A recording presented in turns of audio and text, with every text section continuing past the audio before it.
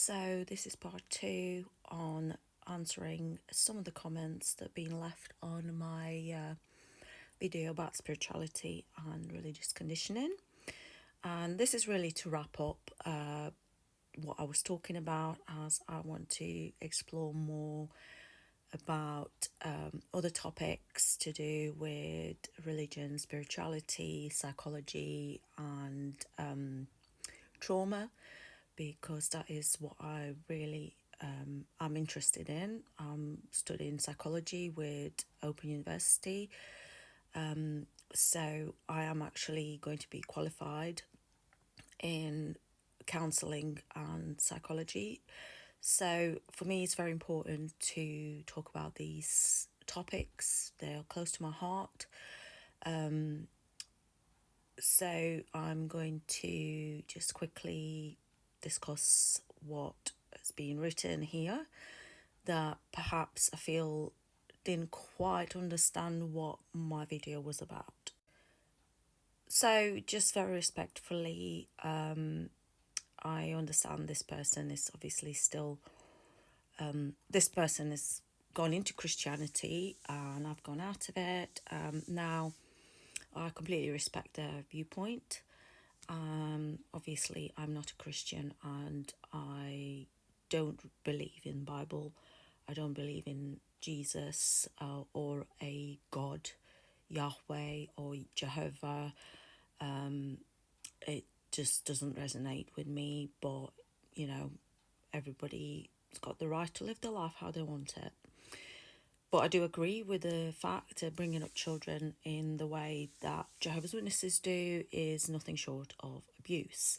That's absolutely correct. And I have seen and witnessed and seen a lot of people grow up and be really, really traumatized by what they've been put through. Now, as a parent myself, one of the reasons I left was because I did not want my children to have that life. And because once I realised what the organisation was all about and what that would mean for my children, I just could not put them through that. So they have a freedom to make their own choices now, and they're living happy lives and, you know, enjoying higher education and all the good things that come with being able to put yourself first. Now, obviously, most people do not think of Jehovah's Witnesses as Christians. I would say, from Jehovah's Witness point of view, they are Christians. They see themselves as the true Christians, the rebirth of the original first century Christian congregation. They believe that they have the pure worship. So to them, they are Christians to them. Now, I know they talk about Jehovah, but they do believe in Jesus as the son of Jehovah.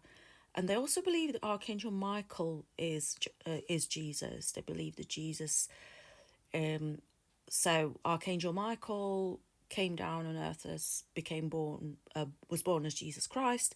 And then when he died and got resurrected, they believe it went back to being Archangel Michael. Now, that is what they believe. Honestly, I'm not really interested in what they believe anymore.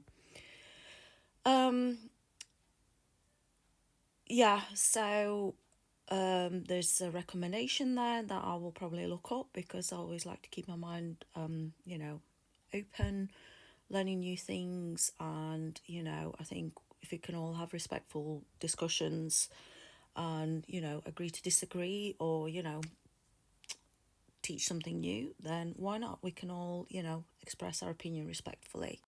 Okay, second comment. Someone said, I can see you bothered. Yes, I was bothered. I am bothered because when you actually have to live with the consequences of choices, or choices that someone else made for you, then if it affects your life, of course you're going to be bothered. I'm not a robot.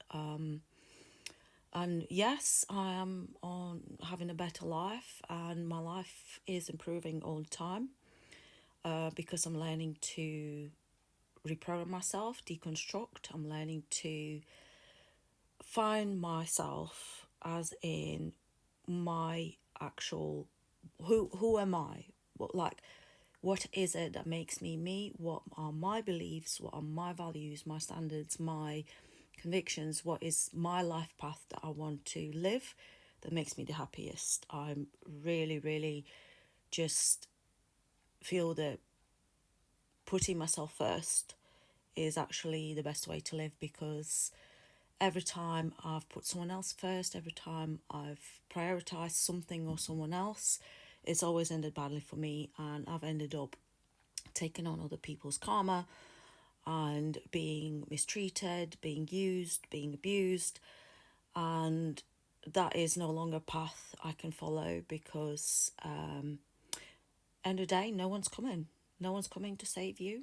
There is no one's going to hold your hand and be there for you if you're not there for yourself. And the last comment I wanted to cover here that's going to close off this particular discussion.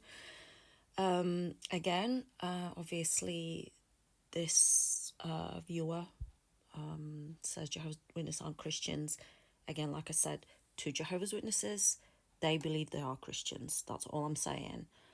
Whether they are or not in a traditional sense, I would say they're probably a mix between Judaism and Christianity, because they're very much into the what they call the Hebrew scriptures or the Old Testament, and they pick and choose. They worship Jehovah, but they do claim Jesus as being the head of the congregation, or like they believe that the governing body who is sitting in wherever they are now, New York, that they are being guided by Jesus and Jehovah, and that they are the spokespeople for Jesus and Jehovah. Like I said, they believe that Archangel Michael is Jesus, or Jesus is Archangel Michael. So it's a very polluted, very convoluted, very bizarre belief system.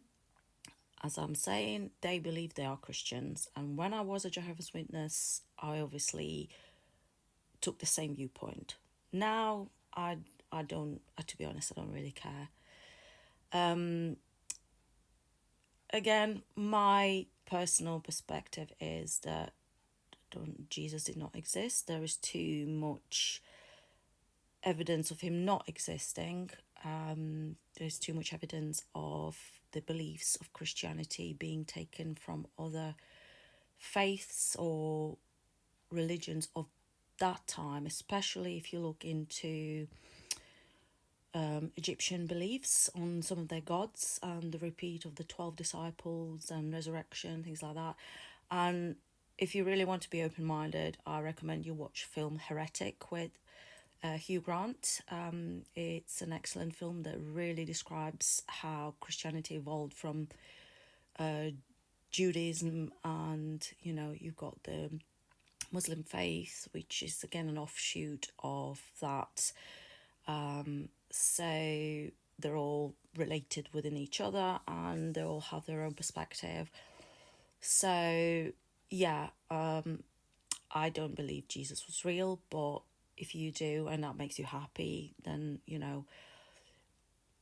that's fine. And you're not going to convince me that Jesus existed. I did spend not short of 30 decades believing he was real, and having done my own research and reading books and watching documentaries and research and archaeology and actual history, I've come to conclusion that Jesus, the persona of Jesus, is an amalgamation of many things, of many I wouldn't say people, but figures in history. So that's concluding what I wanted to discuss in regards to my previous video on spirituality and religious conditioning. And thank you for watching. I'll be back as soon as I can. Thanks. Bye.